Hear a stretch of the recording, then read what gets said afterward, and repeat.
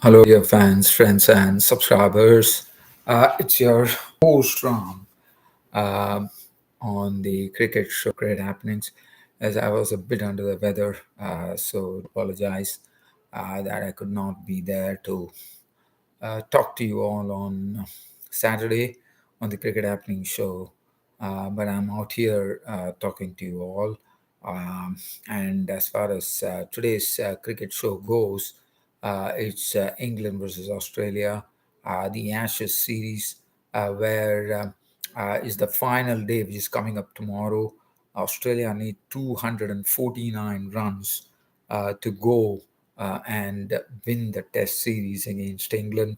On the final day, there is a forecast for rain, but the Aussies have really, in pursuit of 384, they have taken their best first steps forward as when rain actually prevented play on the fourth day. The score read 135 for none. Refreshing to see David Warner get into his first 50 of the series, which would give him a lot of heart. He's there along with Usman Khwaja, who's looking very compact at the crease. He has a 50 as well, and both are unbeaten at the crease. So tomorrow they have to really, pick it up. Once again, 289 runs, which is definitely a possibility. But again, if rain is going to be something which is going to prevent the play, then I'm afraid yes, Australia would have won the Ashes Test, but this has been a riveting battle. And besides that, we also had the retirement, the surprise retirement coming in from Stuart Broad, the England fast bowler, who recently took 600 Test wickets and is the fifth on the all-time list of bowlers who have taken 600 wickets or more. Well, that comes the news that he has retired from all cricket. Is retired from cricket, so international cricket. So, so that was something, and so we all know what Stuart Broad, what service has been to English cricket. So that is something that we'll have. I'll just have a small talk on that. And besides that, just talking about India versus West Indies. West Indies did a very good job, even though India rested Virat Kohli and Rohit Sharma. One would have probably expected a much better performance from India, but it was not to be. The West Indians bowled out India for 181 in the second 20 international to set up the real grand finale as far as the final is concerned, because the decider is going to decide as to who will win the series on, I think it's on Tuesday. So in that case, so well done West Indies. So West Indies beating India and leveling the series 1-1. So I'll also have a small talk on that as well. And other than that, we'll have a look at some happenings that happened in cricket in the past week. Now, the first thing that I would like to talk about, let's talk about the Pakistan Test series with Sri Lanka. It was the final Test match which was played, and Pakistan, giving Sri Lanka an absolute drubbing in the second Test match. Giving them a loss by an innings and 222 runs, which is totally massive in Test cricket. And also, I'm told it was the worst Test loss at home. And also, Sri Lanka need to know that they were playing on their home turf and they have lost the series. There's a two-test series, 2-0 to Pakistan. And Noman Ali was the hero. The initially, I thought the Sri Lankans lost the initiative, even though they won the toss and decided to bat first. One would have expected the Sri Lankans to put a good performance batting in the first innings on a very placid track. There was nothing in for the bowlers, and here comes the Lankans were bowled very cheaply in the first innings, and then it was the turn of the Pakistanis, and what a what a double century for the bloke Abdullah Shafiq, the opener. He ran into some big form with that knock, and it was really good to see. And other than that, Noman Ali was the one who spun them to victory when they were giving an innings defeat by Pakistan made the Sri Lankans. Sorry, I'm sorry. Actually, the Pakistanis gave them an innings defeat, but I'm just trying to see the score. Noman Ali was the one who picked up 7 wickets, and the Pakistanis did not bat in this. They just batted once, and that was it. I mean, the lead was so massive that Pakistan had taken that for Sri Lanka, even they could not even wipe out the lead, and it was an innings defeat, 222 run defeat for them. And Noman Ali, even at this age, it was good to see how he was spinning the ball through the Sri Lankan batsman. Okay, now that is one thing, and the other than that, I'm trying to see what else. As far as the United States are concerned, today happens to be the final day of that inaugural MLC. I'm sure it's a big success, no doubt about it. Today is the last day of the MLC. Probably from here, I think we are talking about another 4.5 hours from where the inaugural final of the MLC in the United States will be staged. It is Seattle Orcas taking on New York, and it should be one good battle that one would love to watch. So that is coming up. And just talking about that particular aspect, as far as I think there's been a big success. And other than that, so that is as far as the previous week was concerned. Now we will get on to the real match, and as I said, we are getting on to the Ashes series, and this was the final Test match. As you know, as far as Australia is concerned, they have nothing to lose now because they have already retained the Ashes, and it's only a matter of seeing whether England are in a position to go and level the series because it stands at 2-1, or else the Aussies can further dominate this series by hitting them 3-1. So let's see. So looking at what's going on here, the England were the ones who batted first, and they got only 283. So that was good work by the Aussies to bowl the Englishmen out for 283. Harry Brook, with a knock of 85, stood out with 11 fours and 2 sixes. 41 coming from Ben Duckett and 34 from Moeen Ali. Some lower order contributions from Chris Wokes, 36, and Mark Wood, 28. 4 wickets to Mitchell Stark and 2 wickets to Josh Hazelwood, 1 to Pat Cummins and Mitchell Marsh and Todd Murphy.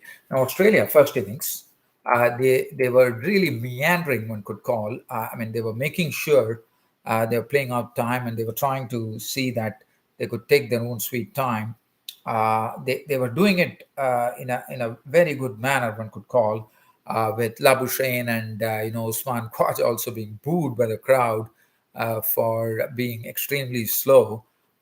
David Vaughan, 24, but it was Stephen Smith who kept on holding the Australian innings with a knock of 71, and then it was left to the once Stephen Smith departed, it was left to the ninth wicket pair, which really surprised everybody by adding some valuable runs, especially as far as Pat Cummins was concerned. He decided that he's going to occupy the crease and see to it that Australia take the lead, which eventually happened. But it was thanks in the main to none other than a surprise player, Todd Murphy, who basically is a bowler, but the way he did it, I mean, also to see him, hit Mark Wood, who kept on bouncing at him, and he kept on hitting him for sixes. 3 sixes were hit by Todd Murphy, along with 2 boundaries in a knock of 34, in a very, very valuable partnership along with his captain Pat Cummins, who contributed a very quiet 36 with 4 boundaries. But Todd Murphy, I'm sure he took England by surprise. He took Mark Wood by surprise. And it was really some very good hitting by Todd Murphy. really wielding, really showing that even the Aussie lower order could play some baseball cricket. Josh Hazelwood, not six, okay, 295. So they managed to get a slender 12 runs lead. In the process, England's Stuart Broad went on to pick up his 600th wicket in Test. And as I told you, Stuart Broad as is going will be retired. There'll be no Stuart Broad bowling for England in the Ashes anymore. But what a record! He's retiring in a lot of grace. It came as a real surprise, and Stuart Broad announced his retirement, but it really came out of the blue, especially considering the way he was bowling, the way he was going on with all the determination. One probably thought Stuart Broad had a lot of years left in cricket, but he decided to retire. Probably felt that was the right time for him to retire. And I'm told that Stuart Broad will be making an entry into the Sky commentary box, which is good to hear. And his figures are 249, picking up his 600th wicket. And what a servant he has been for English cricket. James Anderson finally got his first solitary wicket in this Ashes series when he picked up that wicket. I think it was, if I'm not wrong, Anderson took Mitchell Marsh's wicket when he chopped down to his stumps. Mark put two wickets, three for 61 to Wokes and two to Joe Root. So, and Moeen Ali could not really have a trundle because of his injury. But nevertheless, I thought the Aussies, will be still stratified with 12 runs. But England really turned it on in the second innings with some real baseball cricket, as they were bowled out for 395, but contributions coming from everywhere, barring Harry Brook, who failed in the second innings. Other than that, look at that card, 73 from Zach Crawley. He's a wonderful stroke maker, 9 fours in that. Ben Duckett 42, 7 fours. Ben Stokes 42 with 3 fours and 1 6. Joe Root making 91, 11 fours and 1 6. Baristow clubbing 78 with 11 boundaries. 29 from Moeen Ali's bat with some cleanly and some crisply hit boundaries. And 395 was the final tally for England, with 4 wickets apiece for Todd Murphy, the spinner, and Mitchell Stark with 4 for 100 as well. Now that set a target of 200 and 384 to win the match. And as I said, the Aussies have done a wonderful job. They'll be very happy with David Warner's form finally coming good. And he's still there, not out on 58, and he has 9 boundaries to his credit. And Usman Khwaja, who is someone who can really stay put at the crease and also show that what a compact player he is and how difficult it is to dismiss Usman Khwaja, who really plays within himself. And he was not out on 69. He had 8 boundaries. And the Aussies, the opening partnership, I'm sure it is one of the best opening partnerships for a long time for the Aussies. 135 for none. And rain came and really spoiled the proceedings. Now, as I said, the final day, which is coming up tomorrow, will determine the final day of this very exciting Ashes Test series. And for England, they would be hoping that there will be a farewell for real farewell for Stuart Broad, with England going on to knock off those 10 wickets on the final day, or the Aussies, well, because 289 is absolutely gettable on the final day. There's not much happening on the pitch. Yes, a few odd ones here and there seem to misbehave. Other than that, I'm not finding anything. So, but the forecast, unfortunately, that I understand, is there going to be some patchy rain. So one hopes that it is not going to be a sort of a relentless. If it's not, then with the weather gods being much kinder, I think we can really hope for a one final, final fling there by the Englishmen by the Aussies to go 3-1, and for Englishmen to go and actually level the series. As I said, Aussies have nothing to lose. They already retained the Ashes.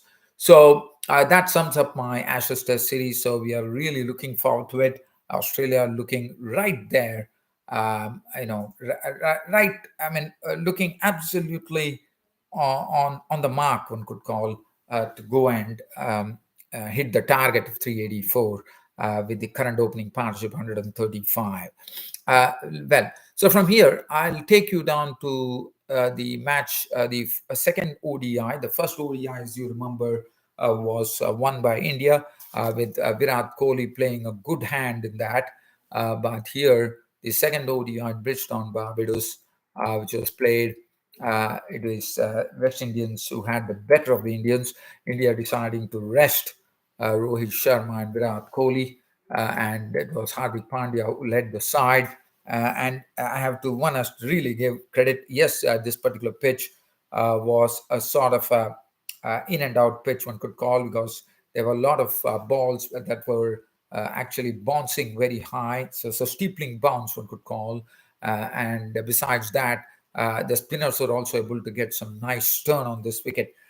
So the Indians were bowled out for 181, and especially considering that the Indians, after 16.5 overs, were 90 for none, and to lose all the other wickets for only 181, losing all the 10 wickets for 181 runs, tells you that in a span of, in 91 runs, within 91 runs, they were bowled out. They lost all the 10 wickets, and it only took 40.5 overs for the West Indians to bowl out the Indians for 181. And as I said, barring that opening partnership between Ishan Kishan, who definitely showing a lot of consistency, was out for 55.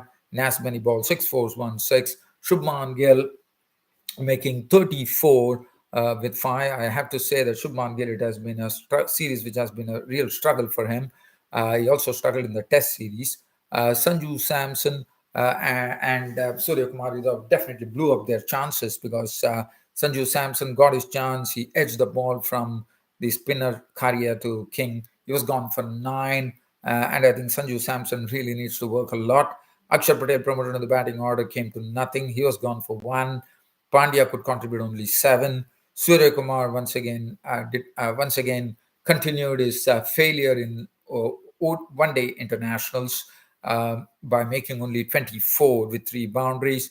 Jadeja making 10, 16 to Thakur, and as I said, 181 all out was not a good score at all on this pitch, despite the ball, a few balls actually reading up, and also there was a lot of turn for the spinners. Myers done for 18, 1 for 28 for Seals, who's looking very good. Azari Joseph 235, 3 for 36 for Gurikesh Moti, the spinner who continues to impress. Romario Shepherd 3 for 37 did a fantastic job, and Yannick Carey 1 for 25. Now West Indies were set a target of 182 to win. They got there with 6 wickets to spare, which was well done in 36.4 overs. Brandon King was out cheaply for 15. Kyle Mayers contributing 36 of 28 with 4 4s and 2 6s.